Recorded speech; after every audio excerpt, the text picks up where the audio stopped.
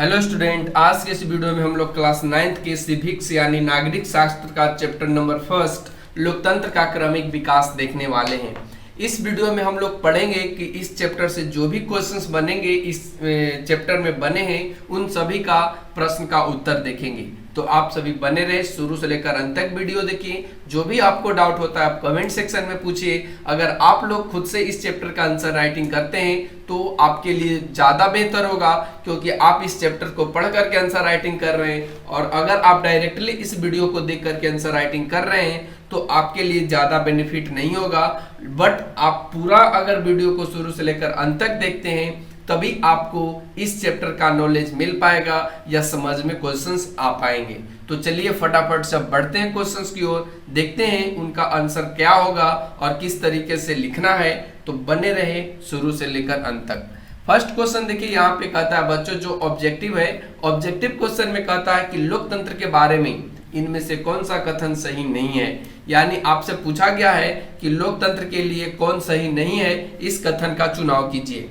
तो देखिए ऑप्शंस यहाँ पे दिए गए हैं। ऑप्शन एक क में कहा है कि लोकतंत्र में लोगों को अभिव्यक्ति की स्वतंत्रता होती है। ख में कहता है लोकतंत्र में लोगों को संगठन बनाने का अधिकार होता है।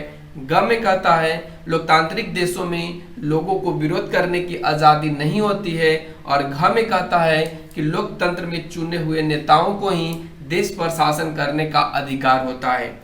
तो इन सारे के सारे ऑप्शंस में आपको बताना है कि लोकतंत्र के बारे में कौन ऐसा कथन है जो बिल्कुल गलत है।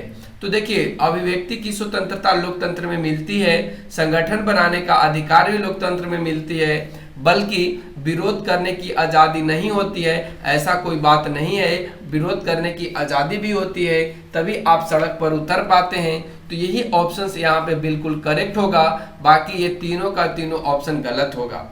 ठीक है, तो चलते हैं अब अगले क्वेश्चंस की तरफ। यानी इसका आंसर कौन सा हो जाएगा? आंसर आपका ग हो जाएगा। अब बढ़ते हैं अगले क्वेश्चंस पे। अगला क्वेश्चन कहता है इनमें से किससे लोकतंत्र के विस्तार में मदद मिलती है। कहने का इसका मतलब है इनमें कौन ऐसा है जिसे आप लोकतंत्र को बढ़ा सकते हैं। ऑप्शंस यहाँ पे दिए गए हैं। ऑप्शन में देखिए क में दिया है कि विदेशी लोकतांत्रिक शासन का आक्रमण कर सकते हैं, या आप सैनिक की तख्ता पलट करके विस्तार कर सकते हैं, या प्रेस पर प्रतिबंध लगाकर कर सकते हैं, या लोगों के संघर्ष से आप लोकतंत्र का विस्तार कर सकते हैं। तो देखिए अगर आप सैनिक तख्ता पलट करते हैं तो आपके लिए ज़्यादा बेनिफिट ना हो करके यहाँ पे तानाशाही शासन चलना स्टार्ट हो जाएगा। अगर आप प्रेस पर प्रतिबंध लगाते हैं तो यहाँ पे आपके लिए क्या हो जाएगा, प्रेस पर यदि आप प्रतिबंध लगाते हैं तो ये निरंकुश हो जाएगा। और अगर आप विदेश लोकतांत्रिक शासन पर आक्रमण करते हैं तो ये विश्व युद्ध जैसे स्थिति में बदल जाएगा। तो यहाँ पे जो सही आपका करेक्ट जवाब हो जाएगा वो ऑप्शन घ होगा, लोगों का संघर्ष। बढ़ते अगले क्वेश्चन पे। अगला क्वेश्चन कहता है इनमें से कौन सा कथन सही है। आपको बताना है इन प्रश्नों में से जो और कथन आपको दिए जाएंगे उन कथनों में से चुन करके कि कौन करेक्ट है। तो आइए देखते हैं। पहला ऑप्शन यहाँ पे देखिए दिया है कि प्राचीन भारत में लोकतंत्र के प्रमाण नहीं मिलते हैं। ख में कहता है ब्रिटेन में 1688 ईस्वी की गौरवपूर्ण क्रांति के बाद लोकतंत्र कमजोर हुआ। ठीक है, फिर उसके बाद कहता है कि फ्रांस में 1789 ईस्वी की क्रांति ने लोकतांत्रिक शासन की नींव डाली। और घ में कहता है कि पाकिस्तान एवं नेपाल में लोकतांत्रिक शासन को कभी चुनौती नहीं दी। तो देखिए प्रमाण नहीं मिलते हैं, ये बिल्कुल गलत है। प्राचीन भारत में लोकतंत्र के प्रमाण मिलते हैं और वो आपका जो मिलते हैं वो आपका लिच्छवी में मिलते हैं। फिर उसके बाद कहता है कि 1688 ईस्वी में गौरवपूर्ण क्रांति के बाद लोकतंत्र कमजोर हुआ। तो ये बिल्कुल गलत है, ऐसा नहीं हुआ। वो और लोकतंत्र मजबूत हुआ और आगे चल के लोकतंत्र के और बढ़ती जो विचारधारा है वो और आगे बढ़ी है। फिर उसके बाद कहता है कि फ्रांस में 1789 की क्रांति ने लोकतांत्रिक शासन की नींव डाली। यही आपका करेक्ट आंसर है। फ्रांस की क्रांति 1789 से ही लोकतांत्रिक शासन की नींव डाली गई है। तो ऑप्शन ग बिल्कुल करेक्ट होगा। अब बढ़ते हैं अगले क्वेश्चन पे। अगला क्वेश्चन कहता है कि निम्नलिखित वाक्यांशों में से किसी एक का चुनाव करके इस वाक्य को पूरा कीजिए। जैसे दिया है कि अंतरराष्ट्रीय संगठनों में लोकतंत्र की जरूरत होती है, अंतरराष्ट्रीय संगठनों में लोकतंत्र की जरूरत होती है ताकि ऑप्शंस यहाँ पे 4 दिए गए हैं, चारों ऑप्शंस को ध्यान से पढ़िए और इस वाक्य को पूरा करने की कोशिश कीजिए। कहता है कि अमीर देशों की बातों का ज्यादा वजन हो। ख में कहता है कि दुनिया के सभी देशों के साथ समान व्यवहार हो। ग में कहता है कि विभिन्न देशों को उनकी संख्या के अनुपात में समान मिले। और ऑप्शन घ में कहता है कि विभिन्न देशों का महत्व और उनकी सैन्य शक्ति के अनुपात में हो। तो देखिए, अंतरराष्ट्रीय संगठनों की लोकतंत्र की जरूरत होती है ताकि दुनिया के सभी देशों के साथ एक जैसा व्यवहार किया जाए। तो ऑप्शन ग यहाँ पे बिल्कुल करेक्ट हो जाएगा। तो ऑप्शन ग बिल्कुल करेक्ट आंसर है। अब बढ़ते हैं अगले क्वेश्चन पे। अगला क्वेश्चन कहता है कि स्तंभ अ एवं स्तंभ ब को सुमेलित कीजिए, यानी दोनों तरफ के जो दिए गए हैं क्वेश्चंस उनको आपको मेल करना है। किस तरीके से आप मेल करिएगा, कौन इसका सही करेक्ट जवाब होगा। तो चलिए अब हम लोग इसका मिलान कर लेते हैं। कहता है लिच्छवी। लिच्छवी क्या था? तो ये प्राचीन भारत में लोकतांत्रिक शासन वाला गणराज्य था। तो यानी क का किसके साथ मेल हो गया? 3 के साथ। फिर उसके बाद कहता है नेपाल, यानी ख नेपाल किसके साथ जाएगा?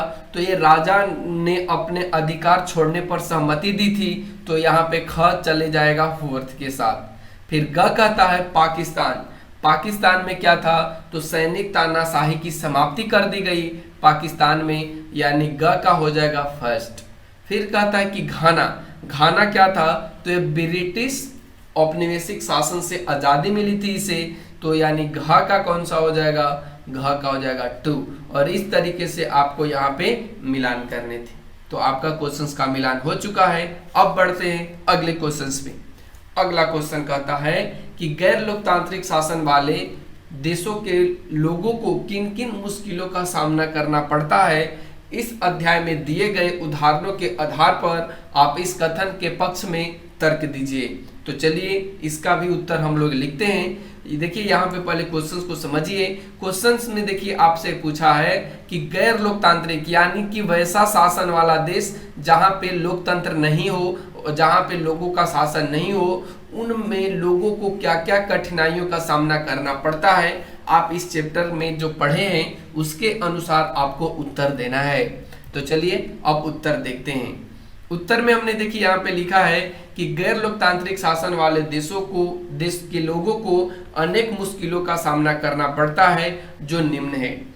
फर्स्ट में हमने लिखा है कि गैर लोकतंत्र में यह व्यवस्था नहीं रहती है कि लोग अपनी मर्जी से सरकार का चयन करें, यानी सरकार अपनी मर्जी से चुने। एक गैर लोकतंत्र में ऐसी व्यवस्था नहीं रहती है। फिर गैर लोकतंत्र में लोगों को अभिव्यक्ति की स्वतंत्रता नहीं होती है, यानी उसकी अपने मन का मर्जी करने का कुछ नहीं अधिकार होता है। फिर 3 में कहता है कि गैर लोकतंत्र में देशों के लोगों को विरोध करने की भी आजादी नहीं होती है, यानी अगर कोई सरकार गलत कर रही है, कोई संगठन गलत कर रही है, तो इस कंडीशन में जो वहाँ के लोग हैं उनको विरोध करने की आजादी नहीं होती है। यदि ऐसे लोग विरोध करते हैं तो उन्हें या तो जेल में डाल दिया जाता है या सीधे मौत के मुंह में डाल दिया जाता है। तो ऐसे जो देश के लोग होंगे उन्हें गैरतंत्र या गैर लोकतंत्र के नागरिक कहे जाते हैं। अब बढ़ते अगले 4 नंबर पे। 4 नंबर कहता है कि गैर लोकतंत्र के लोगों को संगठन बनाने का भी अधिकार नहीं होता है। तो इन सभी का सामना करना पड़ता है और इसका एग्जाम्पल आप 2 देशों की तुलना करके समझ सकते हैं। और वो देश है, एक आपका चिली है और सेकंड आपका पोलैंड है। इन दोनों में होने वाले जो परिवर्तन है इनसे आप समझ सकते हैं। अब बढ़ते अगले क्वेश्चन की तरफ। अगला क्वेश्चन कहता है कि एशिया के 5 गैर लोकतांत्रिक देशों के नाम लिखिए। तो एशिया के जो 5 गैरतांत्रिक देश हैं वो एक फर्स्ट में है आपका संयुक्त अरब अमीरात, सऊदी अरब, कुवैत, चीन, बहरीन। ये सारे ऐसे देश हैं जहां पे लोकतंत्र का नाम नहीं है, यहाँ पे गैर लोकतांत्रिक देश हैं। अब बढ़ते अगले क्वेश्चन पे। अगला क्वेश्चन कहता है कि जब सेना लोकतांत्रिक शासन को उखाड़ फेंकती है तो सामान्यतः कौन सी स्वतंत्रताएं छीन ली जाती है। तो आप सभी को पता होगा, अगर आप लोग इस चैप्टर को पढ़े हैं और इस चैप्टर का उत्तर स्वयं से लिखने की कोशिश करें।